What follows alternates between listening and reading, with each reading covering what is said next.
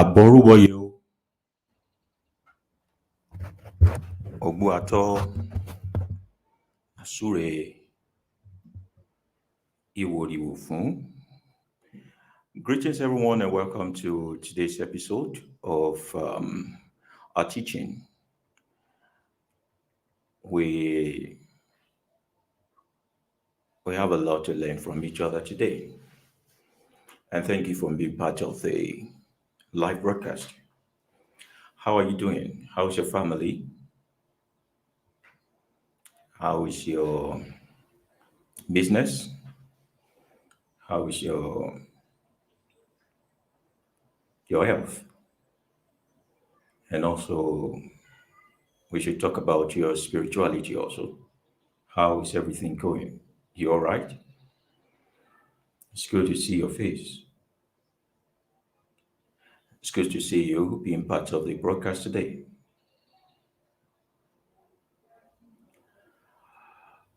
Ìbá kọ́dá ìbá ṣẹ̀dá, ìbá ọ̀rọ̀gún lè la o. Ìbá àwọn tí wọ́n jáwé ká tó jáwé. Ìbá àwọn tí wọ́n wẹ̀gbò ká tó wẹ̀gbò. Kí bá wa ó ṣẹ lónìí o. Àjúbà àwọn ará wájú, àjúbà àwọn èrò tí ń bọ̀ lẹ́yìn. Greetings to everyone and kudos to all of you joining us live today. Thank you for being part of the community. Go ahead and share with your family and friends. Everyone will have opportunity of asking their questions today. And it won't be about you or me. Already we have so many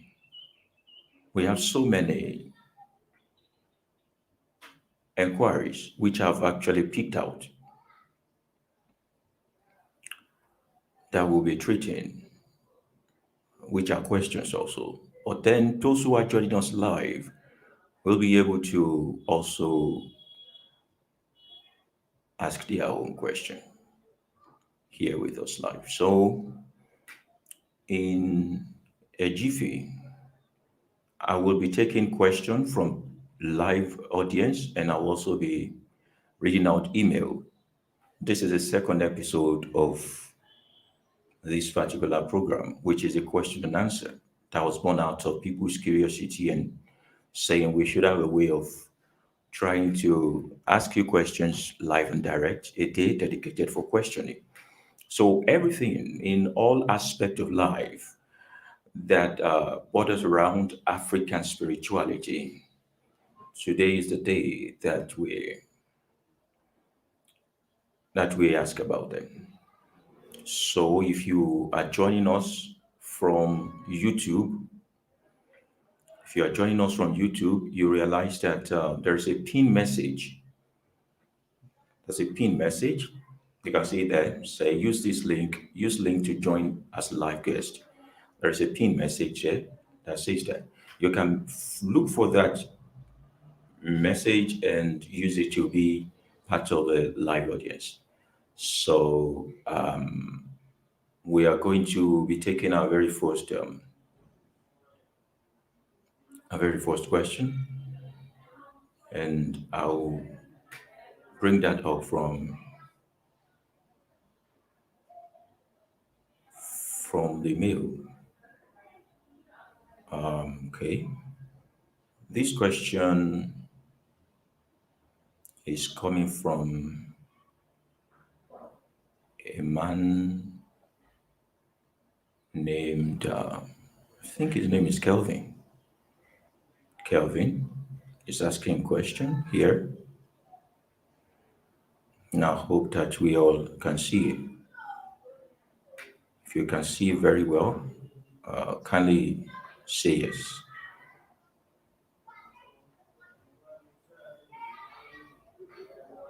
Kelvin from Harare is saying, Babalawo, how are you? Hello, Kelvin. My name is Kelvin from Harare. Is he Harare? What do you call it? Is he Harare or Harar? All right, so Kelvin is saying, and one of my church members shared your video with me. Where is Harare? Where's Harare? Is he Harare? Where is Harare? In a world map. Is Harare in Eastern Africa? Somebody help me. What country is Harare? Okay, Zimbabwe. Okay, Zimbabwe. Thank you. All right, so this is Kelvin from Harare in Zimbabwe. Zimbabwe saying that one of my church members shared your video with me. Thank you for restoring the confidence of we Africans in Africa. You're welcome. My question is this: my mother confessed to being a witch when I was just about 12-year old, and the doctrine embraced from the white missionary back then dictates she be put to death openly. I was mandated to stone her or I'll be killed too, which I did reluctantly. This memory has been haunting me. I've been a pastor for over 37 years. All right, over 37 years. Where's the other part? Okay. No matter how much I read the Bible that says, suffer not a witch to live, I feel even worse for having a hand in my mother's death. She was the most fearless woman I have seen till date. Date. What can I do to have peace of mind? Okay. What can I do to have peace of mind? So, if I'm getting this brother clearly, he was mandated to be a part of those who stoned his mother to death. Why? Because she confessed to being a witch, and he later became a pastor and started feeling guilty. And even when he reads the Bible that says, suffer not a witch to live. So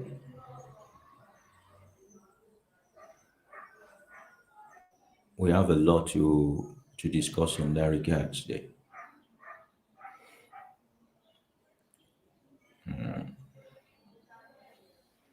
Suffer not a witch to live. That's a commandment of Yahweh to the Bible people.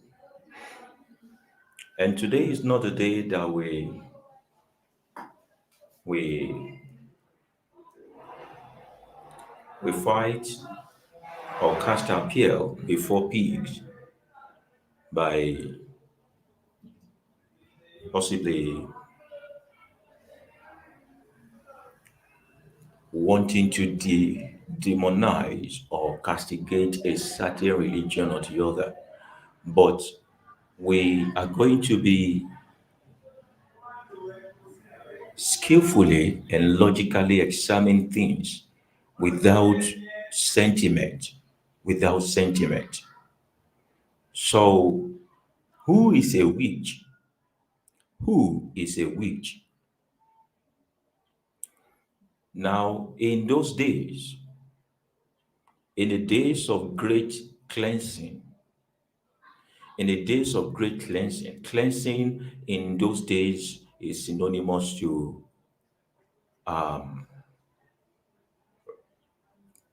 code booting, or let me say, restarting the world according to the principles of the elites. In those days, everyone who behaved smartly, everyone who dared to query the status quo, not the status quo, the new programming, everyone who choose to have a mind of their own. Are you listening to me? Every single one who dare to be different, whoever chose a way that is different from what has been launched or established by the government, which is the which is under the control of the papals in those days, they are all termed a witch. Are you with me? They are all called a witch. Everyone.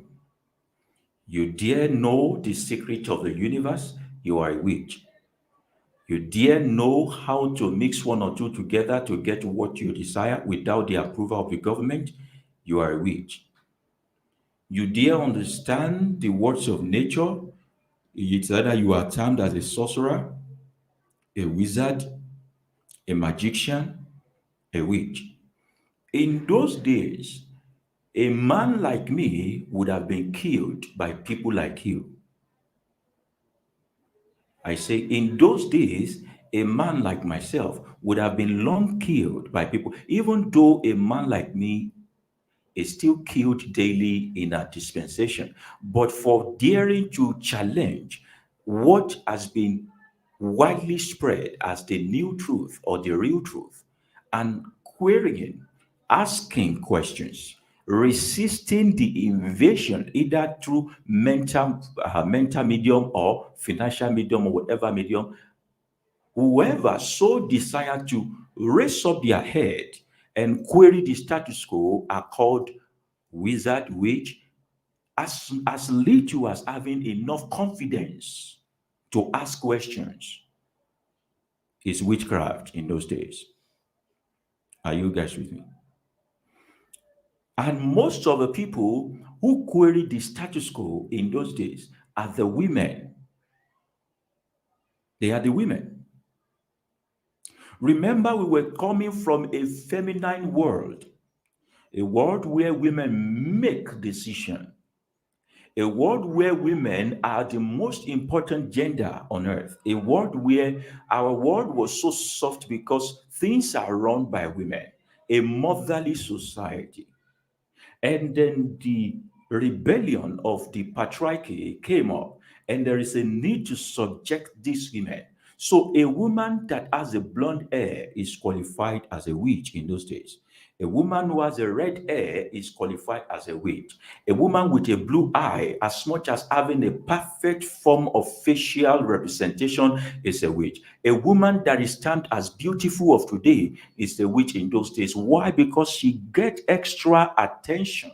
And it is to the detriment of the patriarchy system for a woman to get more attention than necessary or than is approved for her by the men.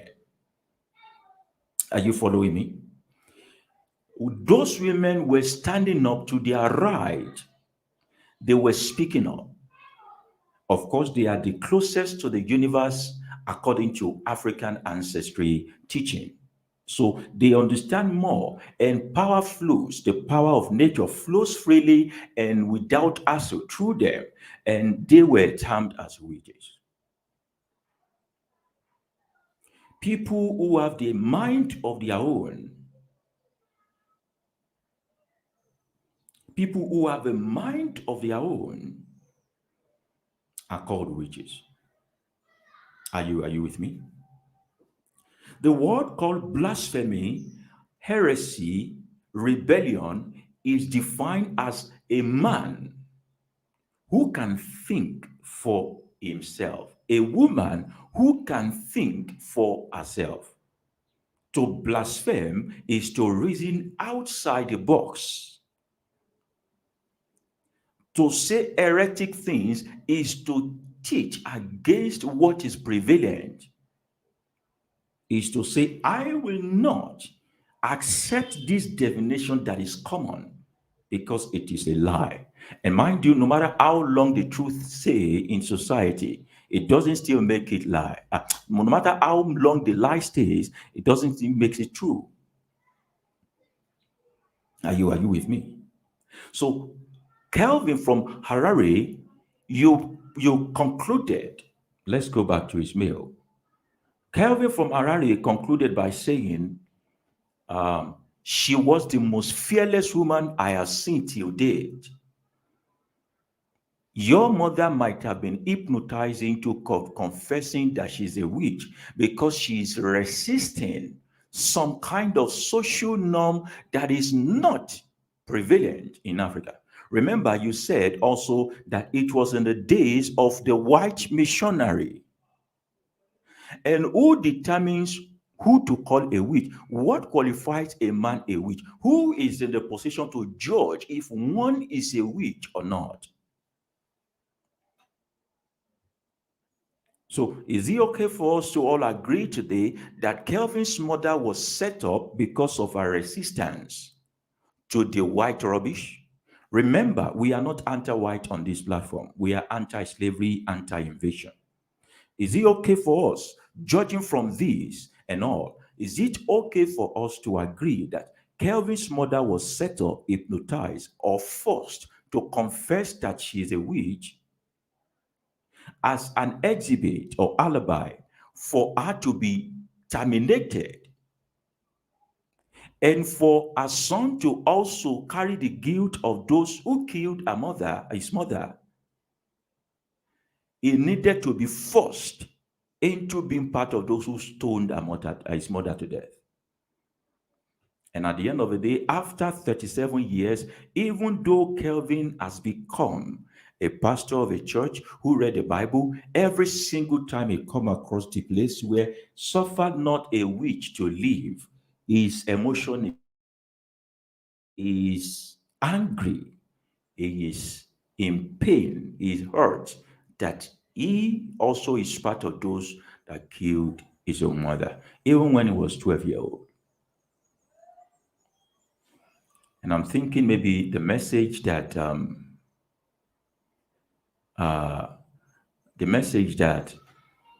we have taught about witchcraft here before.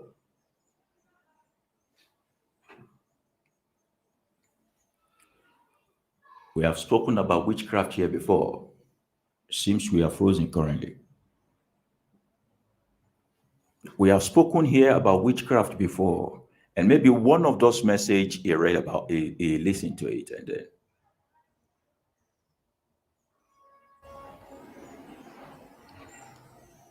so If Kelvin is asking today, how can I find peace of mind or reconcile this situation within me?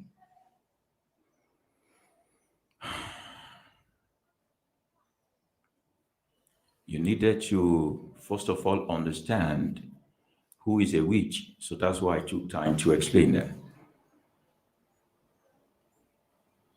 For you to know how great your mother was. And at the age of 12, surrounded by grown up men who are either acting under the hypnotism of the white man or white missionary that was leading the envoy of those people who started to stone. They were really practical about the Bible. As a 12-year-old, you did not have option. There is no choice for you as a 12-year-old. No choice for you as a 12-year-old. And as a 12-year-old also, you have not actually seen anything that talks about African spirituality or the importance of it. You really do not have understanding of what a witch is as a 12-year-old.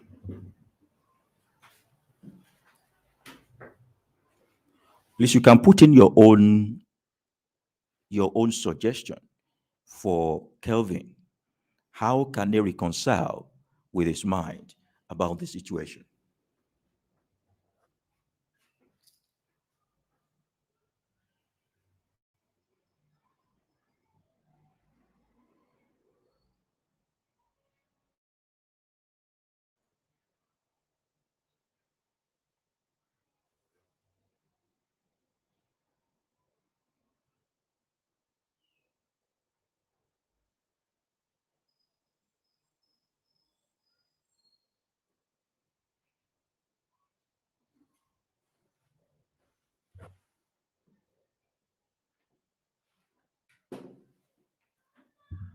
Do you think Kelvin could have done better?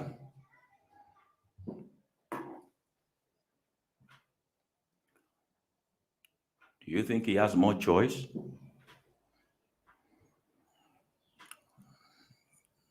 So somebody is saying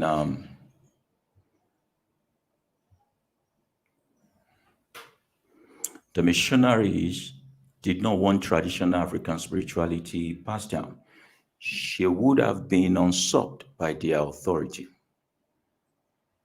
All right. So somebody is advising you here that you should just forgive yourself. Let it go. Just let it go. Just let it go.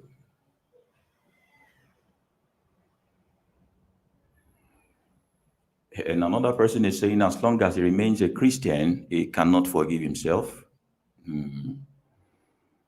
Remember, Kelvin, we are not telling you how to run your life. We believe you are old enough to choose whatever you want to do. And somebody is suggesting that you please forgive yourself first. Forgive yourself first. You need to learn how to forgive yourself first. It's about self-forgiveness now. You couldn't have done anything about it. There's nothing you could have done about it. It was beyond you as a 12-year-old. What you know now, you didn't know then as a 12-year-old. So Rishabunme is saying Kelvin was a child. He had no choice, but he must forgive and release Christianity. Well, if he wants to, forgive. If he wants to. All right. So in a private message here, I'm getting that the woman needs justice. Justice. How do we give justice to someone who was stoned to death for the past 37 years? How do we do that? How do we do that?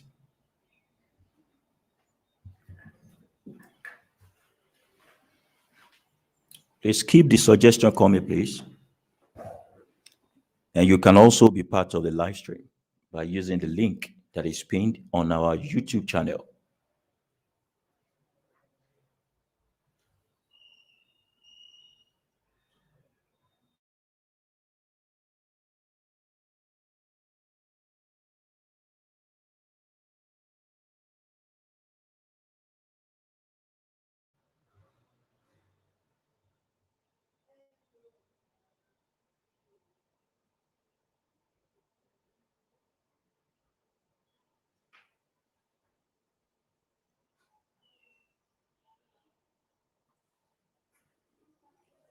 More suggestion, please.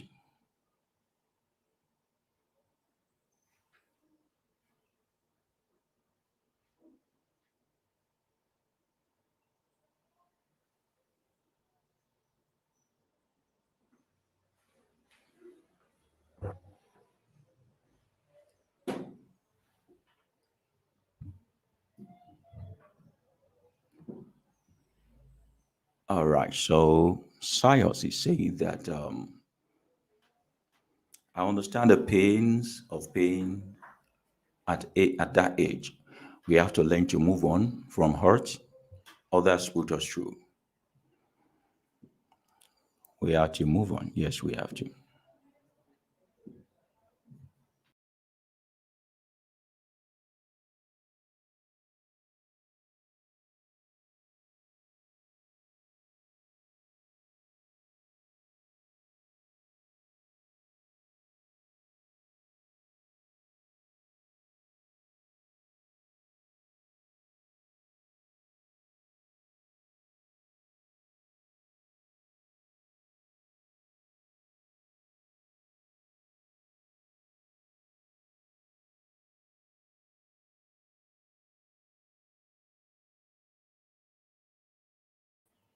You can't beat yourself for what you have control over. You have to reconcile situation and move on. That's one of the things that African spirituality has taught us. Whatever we cannot control, we just have to let go. All right, so that's that about that. We move on to the next question. People have really given me so much advice, and thank you. So somebody else is suggesting that he needs to go for some psychology session, therapy, right? It's a tough issue. He will need to find acceptance and live with it. Venerating his dead mother regularly will help. A simple thing as going to a graveyard. If you know a graveyard, just pay a visit there. Whatever it is that you feel within your heart, just let her know.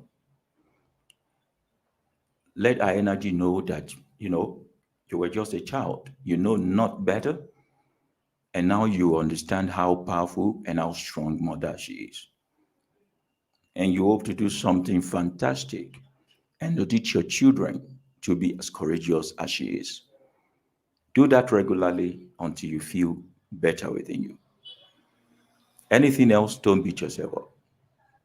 Don't beat yourself up. Taiwo is saying the adults there are the criminals and murderers. But Kelvin should try to learn more about African spirituality for his own sanity. Yeah, he should learn more about African spirituality for his own sanity. All right. So I'm gonna be taking I'll be taking one of the guests in, someone who might want to join us.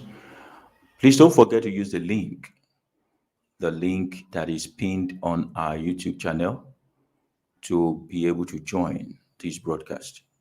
If you wish to be part of it, you can be part of it live, or you type what you want to ask here.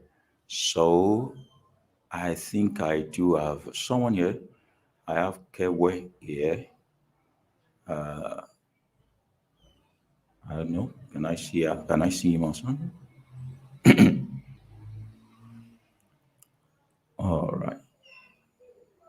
I don't seem to be seeing this person. All right. Okay. Dele Dele. You are on the program. Please unmute your microphone and ask your question. Daily. I tried to bring the kewe up, but it's not working. So I had to find a way. All right. If Dele is there, please can you speak up? Can you unmute your microphone and be part of the program? What's your question, please? Or your contribution? What is your question or contribution?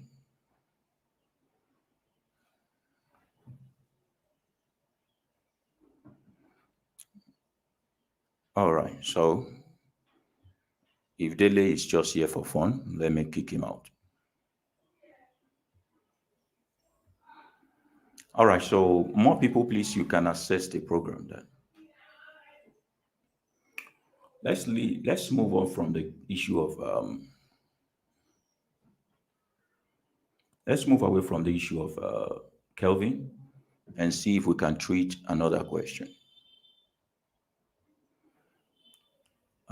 What other question is there?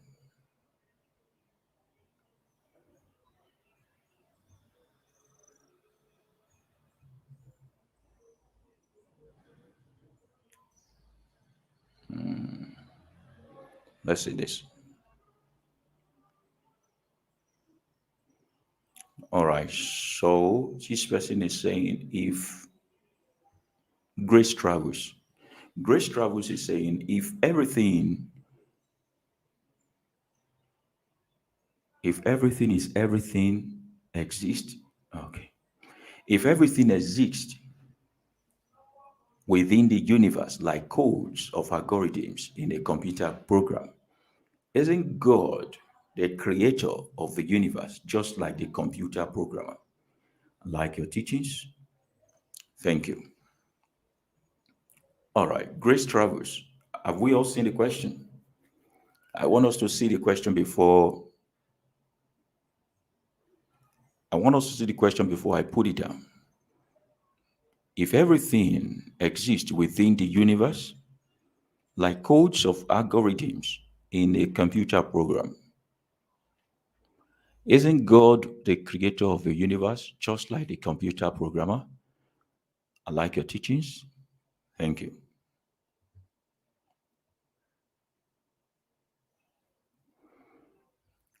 All right.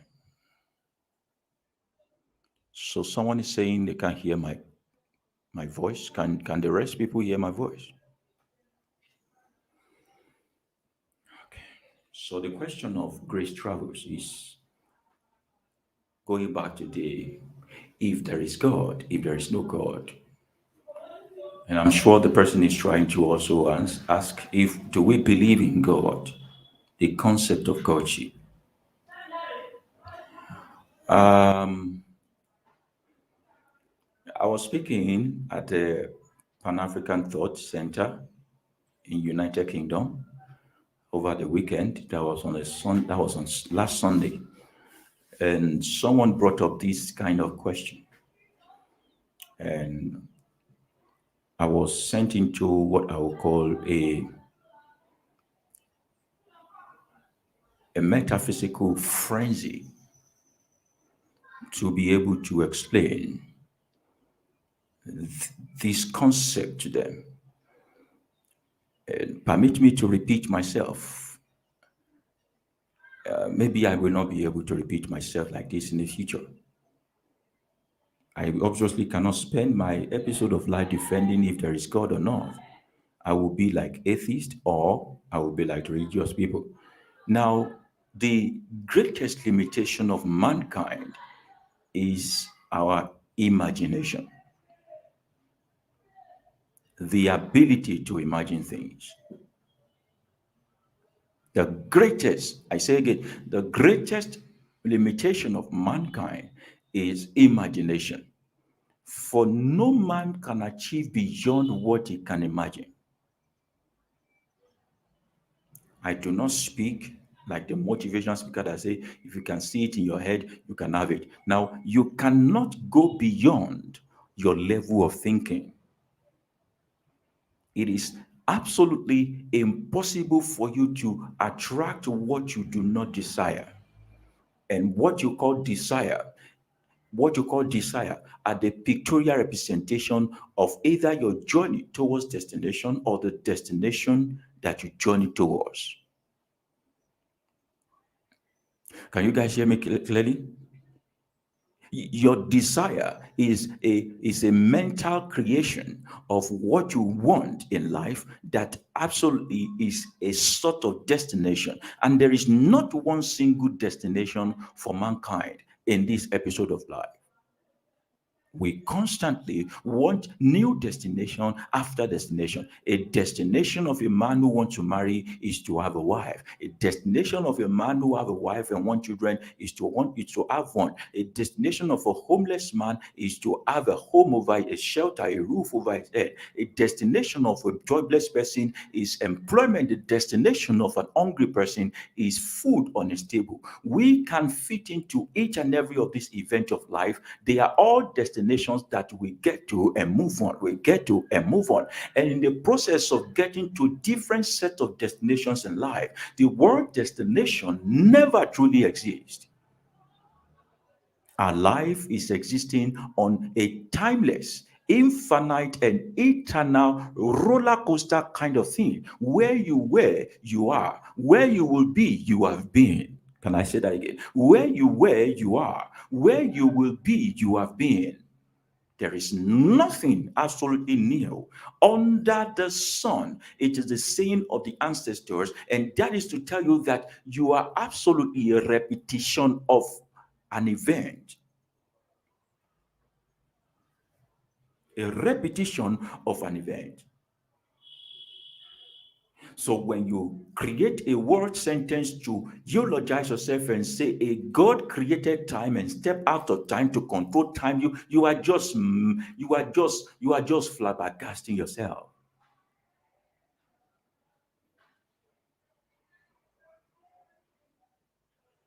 And you know what?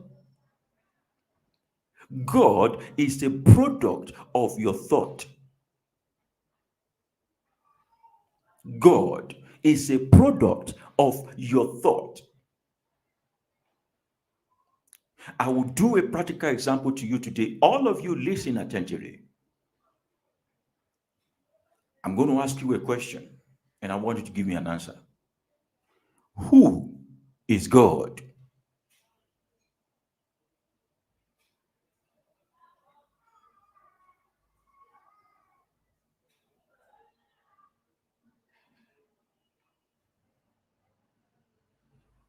I'm not frozen, I'm asking. Who is God? Can somebody be bold or confident enough to answer? Who is God? Who is God? Can you type something? Relate with me. If you want to be part of the program, go to our pin message in YouTube and be part of it. Who is God?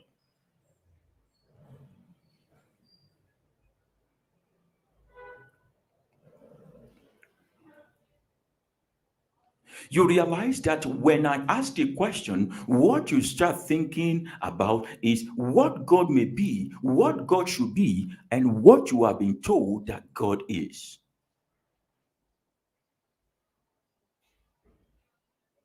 And you realize that except you have been listening to me or you have been awoken by yourself, you realize that every single thing you say God is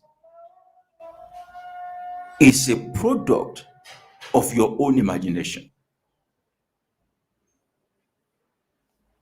A product of your own imagination. You think that God is huge because you are small. You think that God is big because you are tiny. If we ask you who is God, you will never describe a big fish, a big animal to us as God. Even in the book of Revelation, when they started talking about the apocalypse, they described the eagle, they described the lion, they described all sorts of animal, but they could not. The one who said, I saw the revelation, could not bring himself to the point of describing God beyond a human that is bigger than himself. So the concept of Godship is the product of our thinking. The concept of Godship is a product of our thinking. Whatever you think that God is who God is. And not one species or element in the universe can think of a God that does not look like himself. Are you with me? If we go and speak the language of the lion today and we ask a lion, lion, who is God? A lion can never describe a bigger human being to you as God. A lion, if possible, will describe a bigger lion with bigger fangs that huge in size for us as God. So everyone and everything describe a bigger version of him or herself or itself as God.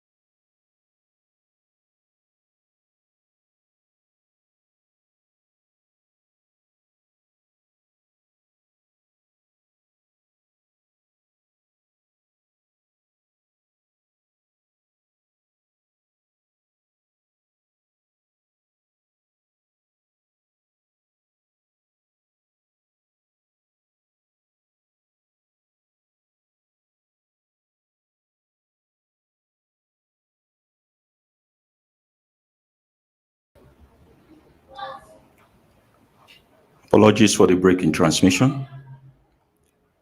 Yeah, you couldn't hear me because my network went off.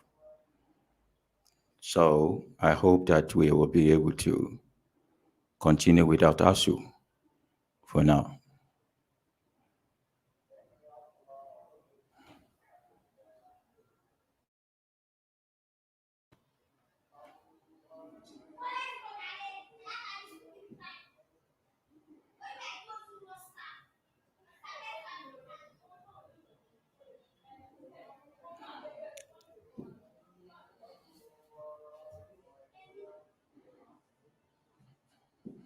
The network is really messing up today's broadcast.